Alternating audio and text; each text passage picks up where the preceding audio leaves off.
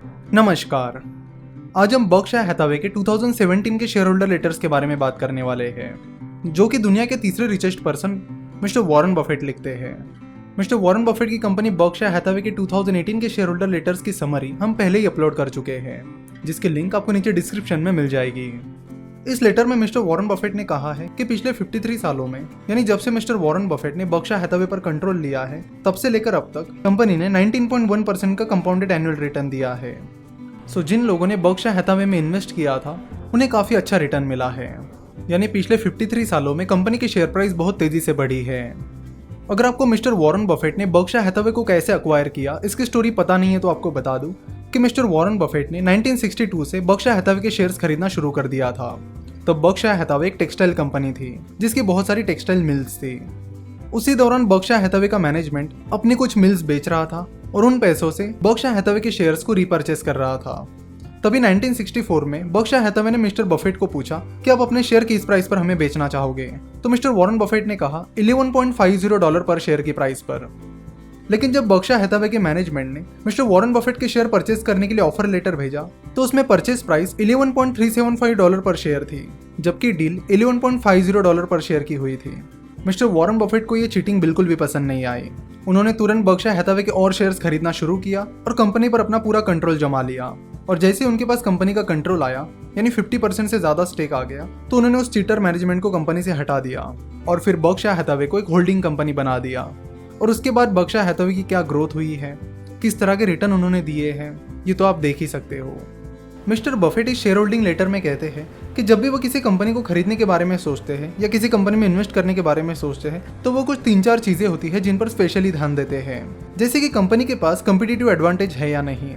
अगर कंपनी के पास उसके कंपटीटर्स के मुकाबले अच्छा कम्पिटिटिव एडवांटेज ही नहीं है, तो फिर मिस्टर बफेट उस कंपनी से दूर रहना ही पसंद करते हैं। कम्पिटिटिव एडवांटेज उनके लिए बहुत ज़्यादा इंपॉर्टेंट है, क्योंकि मिस्टर वॉरेन बफेट बहुत ही लॉन्ग टर्म के लिए इन्वेस्ट करते हैं। और जब आप किसी कंपनी में लॉन्ग टर्म के लिए इन्वेस्ट करते हो, तो उस कंपनी के पास कम्पिटिटिव एडवांटेज होना जरूरी है, ताकि वो लॉन्ग टर्म में अच्छी ग्रोथ के हिसाब से चलती रहे। साथ ही वो देखते हैं कि कंपनी के पास क्वालिटी मैनेजमेंट है या नहीं, तो कंपनी के मैनेजमेंट पर भी उनका फोकस रहता है। उसके बाद वो देखते हैं कि कंपनी का रिटर्न ऑन टेंजिबल एसेट्स कैसा है। और फाइनली वो कंपनी के वैल्यूएशन पर आते हैं, यानी वो कंपनी अच्छी प्राइस पर मिल रही है या नहीं, क्योंकि वो ओवर वैल्यूड चीज़ों को खरीदना पसंद नहीं करते। यहाँ पर एक चीज़ उन्होंने बताई है, वो ये है कि रिटर्न ऑन टेंजिबल एसेट्स, तो इसका फॉर्मूला है नेट प्रॉफिट, जो कि आपको प्रॉफिट एंड लॉस स्टेटमेंट में मिलेगा, डिवाइडेड बाय टेंजिबल एसेट्स, जो कि आपको बैलेंस शीट में एसेट साइड में मिल जाएगा। सक्सेसफुल इन्वेस्टिंग के लिए एक चीज़ बहुत ज़रूरी होती है, और वो है रिस्क मैनेजमेंट। मिस्टर बफेट कहते हैं कि ऐसा कई बार होता है कि इंटरेस्ट रेट कम हो जाते हैं, जिसकी वजह से लोन आसानी से मिल जाता है। लेकिन ऐसे टाइम में भी वो लोन लेना पसंद नहीं करते, या लोन लेकर किसी कंपनी को अक्वायर करना पसंद नहीं करते। और वो इन्वेस्टर्स को भी कहते हैं कि कोई भी उधार लिए हुए पैसों से या फिर पैसे लोन लेकर स्टॉक मार्केट में इन्वेस्ट ना करें। वो कहते हैं कि डेट ऐसी चीज़ है जो आपकी नींद हराम कर सकती है, और अगर हमें और आपको अच्छे से सोना है, तो डेट जितना कम हो सके उतना कम होना चाहिए। वो कहते हैं कि बस इंटरेस्ट कम है, इसलिए जो चीज़ आपको चाहिए नहीं, उसके लिए फालतू का रिस्क लेके मतलब नहीं है। तो इन्वेस्टमेंट करते वक्त आपको रिस्क मैनेजमेंट, इस चीज़ पर अच्छा खासा फोकस करना पड़ेगा, और जिस रिस्क को आप अवॉइड कर सकते हो उसे आपको अवॉइड करना होगा।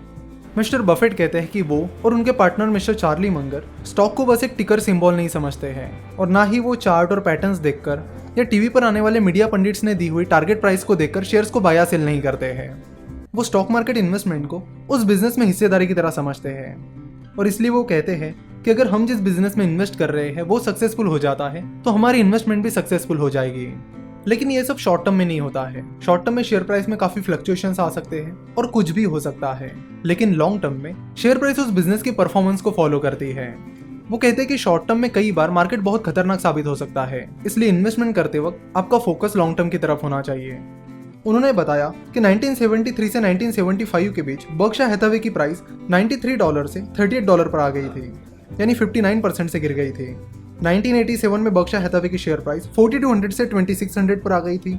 सिमिलरली 1998 से 2000 के बीच बर्कशायर हैथावे की शेयर प्राइस $80,000 से $41,000 तक आ गई थी। और अभी 2008 के क्राइसिस के दौरान बर्कशायर हैथावे की शेयर प्राइस 147,000 से 72,000 पर आ गई थी, यानी करीब करीब 50% से गिर गई थी। तो शॉर्ट टर्म में ये सारे फ्लक्चुएशंस आते रहते हैं, लेकिन अगर आप लॉन्ग टर्म में देखोगे तो पिछले 50-52 सालों में बर्कशायर हैथावे ने 19.1% का कंपाउंडेड सालाना रिटर्न दिया है। अगर आप उनका 10-15 साल का रिटर्न भी देखोगे तो वो भी रिटर्न काफ़ी अच्छा है। तो इन शॉर्ट टर्म फ्लक्चुएशंस के लिए आपको तैयार रहना होगा, क्योंकि ये शॉर्ट टर्म फ्लक्चुएशन कब आएंगे और कितने डीप होंगे ये कोई नहीं बता सकता।